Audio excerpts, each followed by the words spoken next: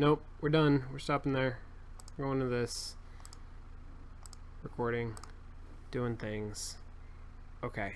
Sweet. Sweet. Hi, guys. Thanks for joining me.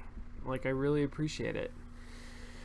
I got a little bit of taste of this, again on Monday when I played Loco Cycle. But it's been a long time. It's been a while since I got to properly do a play-by-play. And I missed it. I definitely missed it. It's really fun. I was talking to one of my colleagues who works here at USC with me, and talking about the fact that among the many sort of niceties, benefits of doing this kind of streaming, one that should not be underappreciated is the fact that this is dedicated time for me to actually play games. So Quadrilateral Cowboy has been on my list since it launched, which granted wasn't that long ago, but this is a game I've been wanting to play for a while. And it's absolutely a truism that people in game development tend not to get to play as many games as we would like to. I mean, a lot of us got into this business because we loved games, we loved playing games, and these jobs tend to keep people busy to the point where they don't get to play games the way that they would want to. Now, it's probably true that nobody does. Everybody has a job, and everybody's job keeps them pretty busy, and we all have nostalgia for being 13 years old and having whole afternoons in the summer to just sit in front of a TV and play video games. But it is, I think it's especially poignant when you work in the game development industry and you spend a lot of time making things and talking about things, and never enough time actually experiencing them. So this is really special for me, and that's to say nothing of the community that has sort of grown up around it, that you guys have all worked really hard to cultivate, which I appreciate more than I can express. But I love the chat that happens during play-by-play, and I love that that's sort of spilled over to mostly walking, and you guys sort of hang out on this channel sometimes and talk and have great conversations. I'm really thrilled to get to be a part of that, and I'm glad that I have managed to get back to a place where I think I can do this show on a regular basis. So super excited about that. Let's go to Q&A. I don't know if you noticed this, but on this map, map 2, which I think this was during the after the tutorial, the first sort of set of 3 missions. You started doing the second puzzle first, and then the first one. Did you notice why? All right, so please clarify if, I think, Jay LeClanche, you're still here. Please clarify in the chat if I'm getting this wrong, but I'm going to try to interpret this based on what I remember was going on. You're talking about, this is the part where I dropped onto the roof, and there were 2 skylights, Skylight 1 and Skylight 2, and I could go down the skylight, and then there's sort of 2 wings to the building, one to the left and one to the right. And there's a separate puzzle on each side, and I did one of the puzzles first, and then I did the other puzzle, and the puzzle that I did first seemed harder than the one that I did second, and possibly it was intended for me to do the second one first, I did them in reverse order, and so why did I do them in reversed order? Well, I'll tell you just like flat out the reason, like the number one reason why I did them in reverse order is that there's one on the left and one on the right, and I did the one on the left first and then the one on the right. That's pretty common in any kind of scenario where you have that kind of spatiality, where there's a known orientation. It's not definite, certainly, but it's not uncommon for players to tend towards the left and work their way to the right in sort of like reading sequence. So I think that was my major motivation. I think that these were deliberately constructed as independent and not especially sequenced puzzles, even though there is a little bit of implicit sequence to them. Because Skylight 1, I mean, if the other way that I could have done this is to look at the naming convention on the skylights, and Skylight 1 is the one on the left. If you drop down Skylight 1, you're immediately presented with the puzzle on the left. And so it would shock me if Blendo Games designed this and playtested this and expected players to do the puzzle on the right first consistently, like if that was sort of part of their intended design.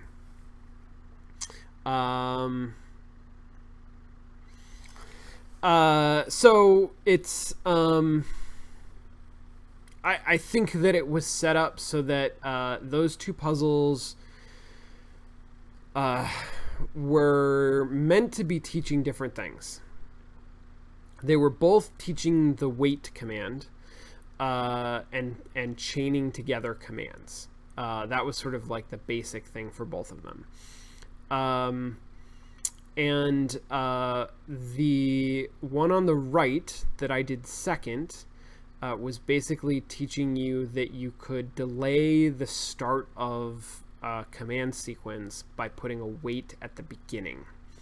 And the one on the left that I did first was teaching you that you can have two commands. You can turn the camera off twice by putting a wait in between them, or not even putting a wait in between them. I mean, I didn't do it, but I kind of am interested in what would happen if I went back into that and just did chain together like wait 3, wait, or camera off 3, camera off 3, camera off 3, camera off 3. Like, would the camera stay off for 12 seconds? I'm not sure.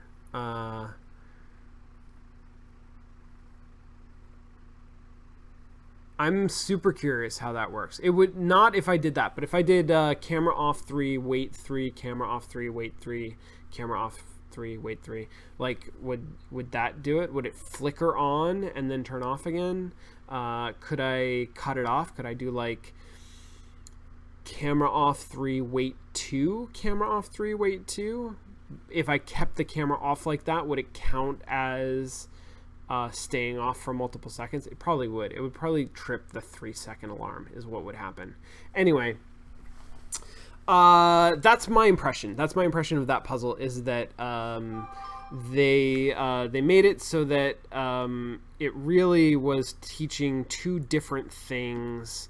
There's not an explicit sequence to them. Like, you don't need to know one of them in order to learn the other one.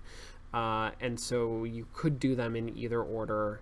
There are some things that suggest a player is likely to do it the way that I did it, and there are some things that suggest a player might do it the other way.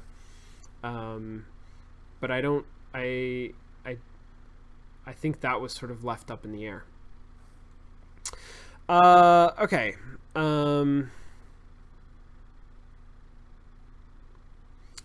How does this game compare to hack and slash in teaching programming or scripting? That's a fascinating question. So I'm really into this kind of game. I'm working right now on a game that is also a programming game, and so I'm finding a lot of inspiration in games like this, and hack and slash, and human resource machine, and older stuff like Lightbot, and TIS 100, like all sorts of things. There's lots of different programming games and approaches to programming games. This one is pretty specific, and I would love to sort of talk to different people about their impression of this game and their experience playing it. It is not. It's not friendly in the sense that the command line is scary in general to a lot of people who didn't grow up with it. If you're not used to dealing with command line interfaces, it's really off-putting. And some of that is that it's not clear how you're meant to interact with it. It seems arcane and obscure. And some of it is that people have been cultured to understand that it's dangerous. Like, they can do damage to their computer by typing the wrong thing, which is absolutely true. Most command line interfaces can, like, there are commands that you can easily type in that will fuck your shit up. But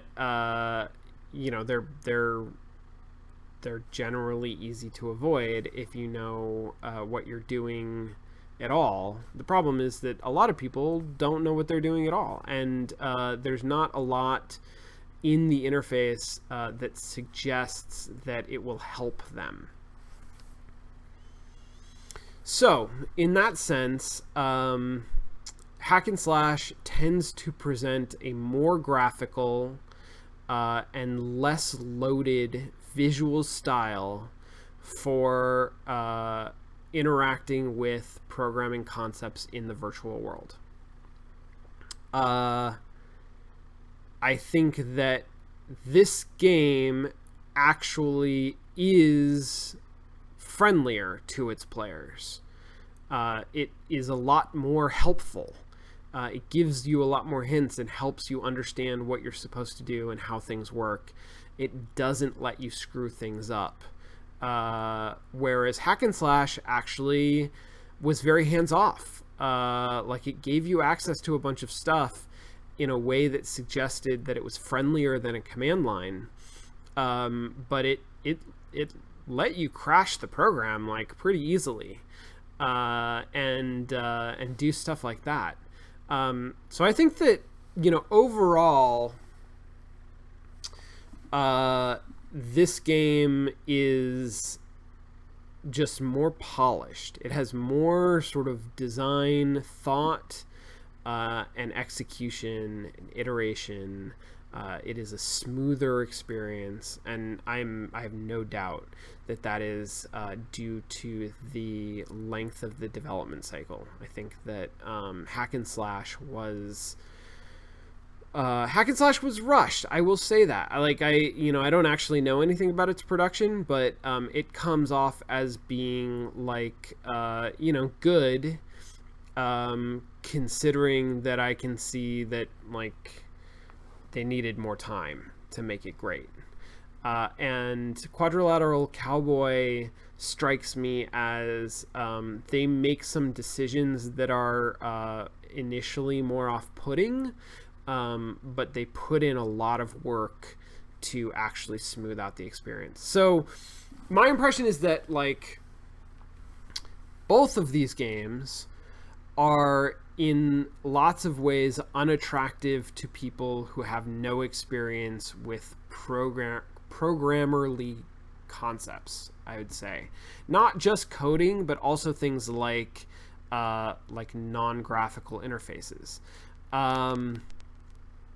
That said, if you can convince somebody that they would have a good time playing a game, if you can convince them to sit down and try it, Quadrilateral Cowboy is actually going to be a better experience. And from what I can tell, it's going to cover... Well, no, they're covering very different topics. That's the other thing, I guess, is that Hack and Slash was really a game about game scripting and very introspective. It was about scripting, the scripting of itself. It put itself on display. We have not yet dealt with things like variables or loops or sort of really core game concepts that Hack and Slash attempted to explore. Maybe that comes later. I don't know. But it seems like Quadrilateral Cowboy is more about hardware, first of all, like device interface, and it's really a game about APIs. It's really a game about like executing scripts, executing commands that are sort of pre-built into things. Whereas Hack and Slash was about subverting the data that is used by a game engine to process and display a game. And so, in some ways that like lends to the other difference, the first difference, in that Hack and Slash is kind of like more chaotic. It's about subversion in a really fundamental way, whereas Quadrilateral Cowboy is themed as subversive. You're a burglar, but you're actually not. You're not doing things that the environment wasn't designed to do. You're interacting with the environment exactly the way that it was designed to be interacted with. You're opening doors that have open commands. It's that kind of thing. These levels were clearly designed, not that the Hack and Slash levels weren't designed for specific purposes, but this is a game that is not fundamentally about subversion. It's fundamentally about interfacing with hardware, with devices that do different things, that give you different abilities that you don't have by yourself. Okay.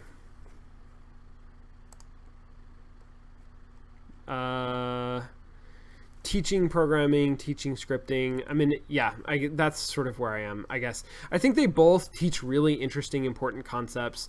I think they both present in ways that are that attempt to be friendly but don't entirely succeed.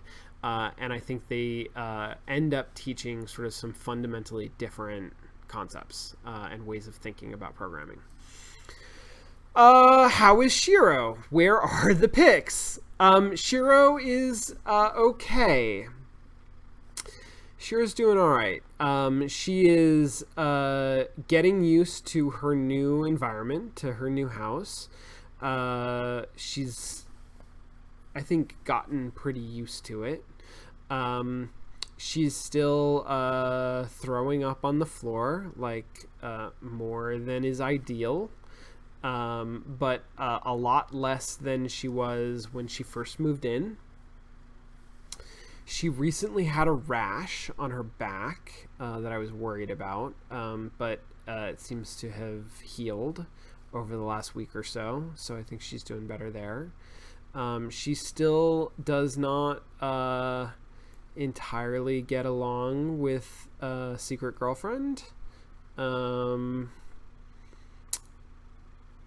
I think she's doing a little bit better. I think that they are doing a little bit better with each other.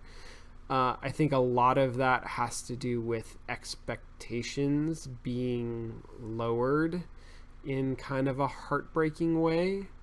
but they are managing to exist in an apartment together. So that's important. I don't have a lot of pictures from recently, but I will endeavor to take more and to post them to Twitter when I do. There are occasionally plants in the house that it's possible that she munches on. I have not seen evidence of that, but I don't think that's the cause of the vomiting. I think that is just how she lives her life. That may have been part of the skin rash thing, because that was pretty bad, but I don't know. That's gotten better, so I think that she's probably okay.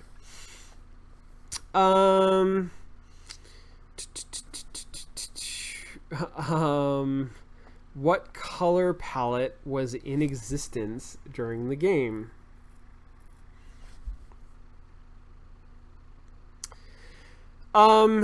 Is this a question that is meant to test my visual memory, which I have stated publicly I do not have? Is this a trick question? From what I recall, thinking about the game now, it is evoking a retro-futurist 1980s. I think it had sort of a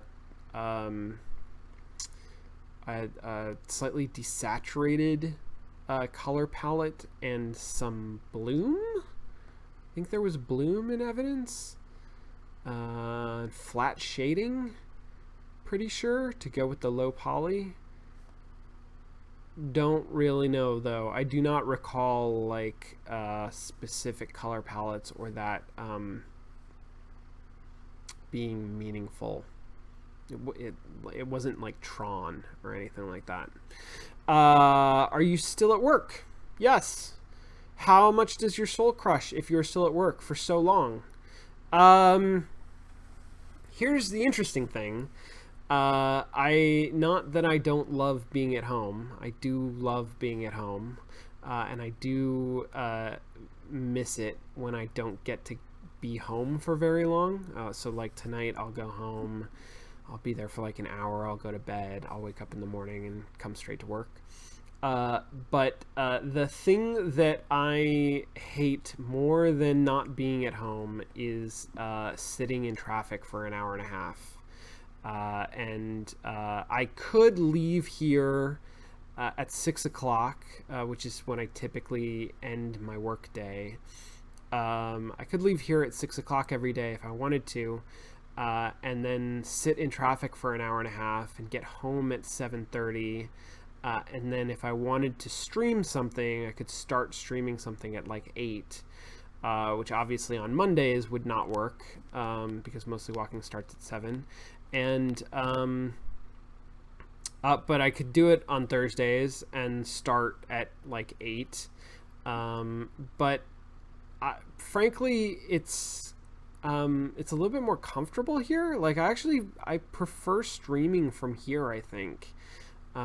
Because I'm not in anybody's way, the way that I would be at home. Like we tried to set up my computer in a place where there would be like space to do some streaming, and I could put up a green screen. But putting up the green screen is actually like a huge pain in the ass, and it's a small enough apartment that it's not a tiny apartment, but it's small enough that you can't put a camera in it where it's not gonna like block some things off.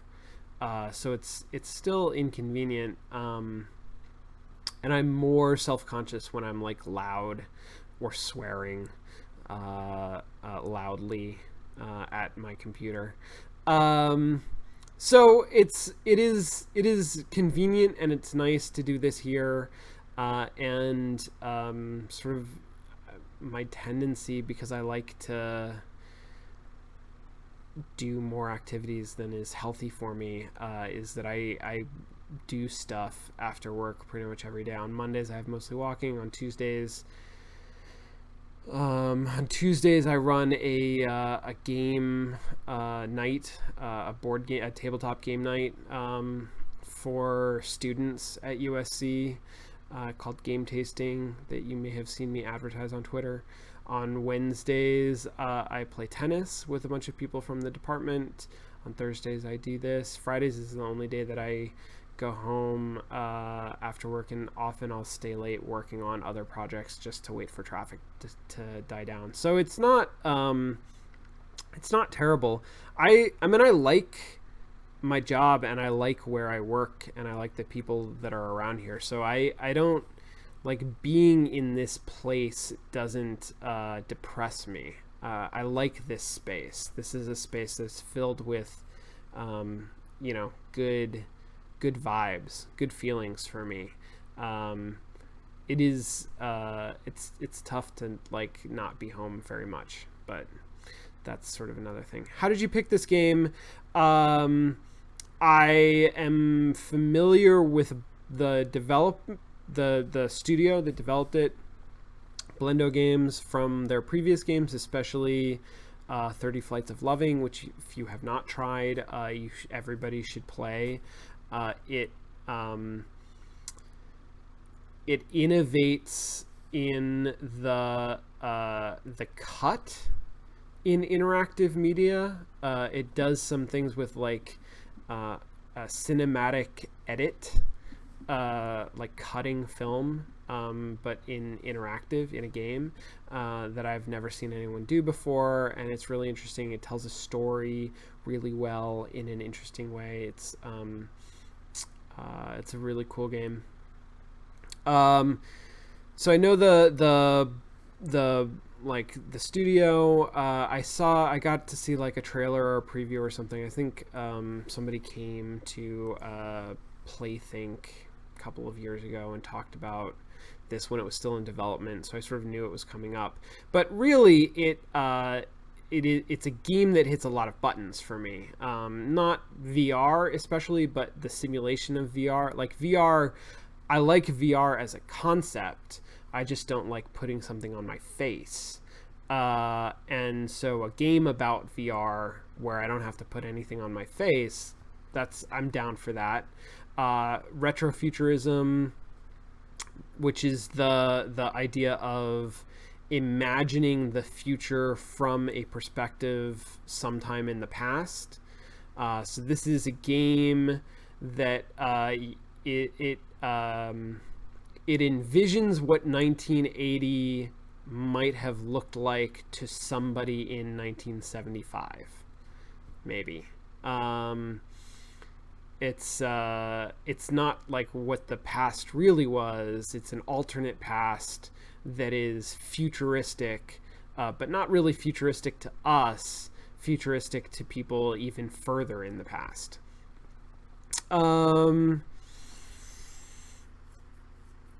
And then programming, like I said, I'm working on a programming game. I like programming games. I'm really into it. I'm like curious about how they work and how well they work and what makes them work or not work. And this is a really good one. So that's also something that I was really excited about. Yeah. Okay. How do you feel about the mechanic of don't do X more than 3 seconds? Specifically how that was exposed or explained in World. So not necessarily like how do I feel about that mechanic, which is fine. It imposes a constraint that I think is necessary, and it's consistent across sort of all of the stuff that we've done so far. How do I feel about how that was exposed or explained? As I recall, it was explained in World. Its narrative justification is that that's how this type of security system works. Like this particular brand of security system is like that's one of its quirks, I guess. That's something that we know about it, which is actually like a very hacker-ish sort of a thing to know. Like that's not part of the normal use case for this equipment, but it's something that we have knowledge of and are exploiting. I wouldn't be surprised if there was a version of this game where that was framed as, hey, these security systems can be turned off for up to 3 seconds, or like security features can be turned off for up to 3 seconds without the alarm triggering. Which, just from a pure narrative standpoint, is how I would frame it. But that is harder to teach, right? Like, it's easier to teach, like, hey, you can open a door. But you can only open the door for 3 seconds. Like, that makes sense. That's a much smoother learning curve. So I'm down for that. I get that. How is it exposed? It's exposed, I feel like it was part of my journal. Like, it was important notes in my journal. It said, like, don't forget that you can't... No, it was actually exposed earlier than that. It was exposed in the tutorial. Still, I think, via, like, in-world note-taking. Like, was there a post-it on my computer or something like that that said... hey, don't forget, 3 seconds. I don't actually remember exactly how it was presented. As I remember it, it was presented fairly early in the tutorial, and it was some kind of note to self in some venue, and it was actually it was part of the that's what I remember. And then there's signage in world that sort of reinforces it for various things. So I don't know. Can you reprogram the weevil so it's named dragon? Currently, I cannot, but maybe that is a feature later in the game. Like I said, this is actually one of the ways that this is different than hack and slash is that it is about sort of cleverly using commands that are pre-programmed and exposed, as opposed to hack and slash, which was really about screwing with data in a way that wasn't especially planned for. So I can't do interesting things like that. I can't just like arbitrarily change the name of things. I can only access exposed commands, which is interesting. Like, that's an interesting limitation of the game. They drew a line there. They said this is what the game is about and what it's not about. Have you listened to Teddy's Playscape LA podcast? He interviews one of the devs of this game in one of them. I think that they worked together at Glitch, I believe. I don't actually know who all was involved, was involved at Glitch, but I think Teddy was over there, and I think that Blendo was over there.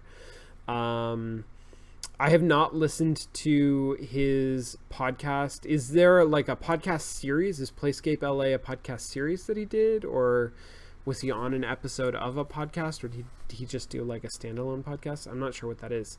But I'll check it out. I'll look for it. Teddy's cool. Not totally Q&A related, but have you played BattleBlock Theater? It's a super interesting game with respect to level design. Make a cool PvP one of these days. I don't know that game. BattleBlock Theater? I'm gonna look it up right now. Off screen. BattleBlock Theater. Okay, well, my internet doesn't like me, so who knows. By the Behemoth. Oh, interesting. What is this? It's a story of geometric proportions, co-optional gameplay. It's an interesting word. Co-optional gameplay. Create and share levels. Over 450 levels. 300 prisoners to free. Theatrical weaponry and combat. You and hundreds of your friends have shipwrecked on a mysterious island ahead, a dark and probably abandoned place, full of nothing to fear. But wait, was that kitties? Welcome to BattleBlock Theater. I don't understand what this game is about. Some sort of a platformer, maybe? Puzzling platforms. You can play solo or go online or local co-op.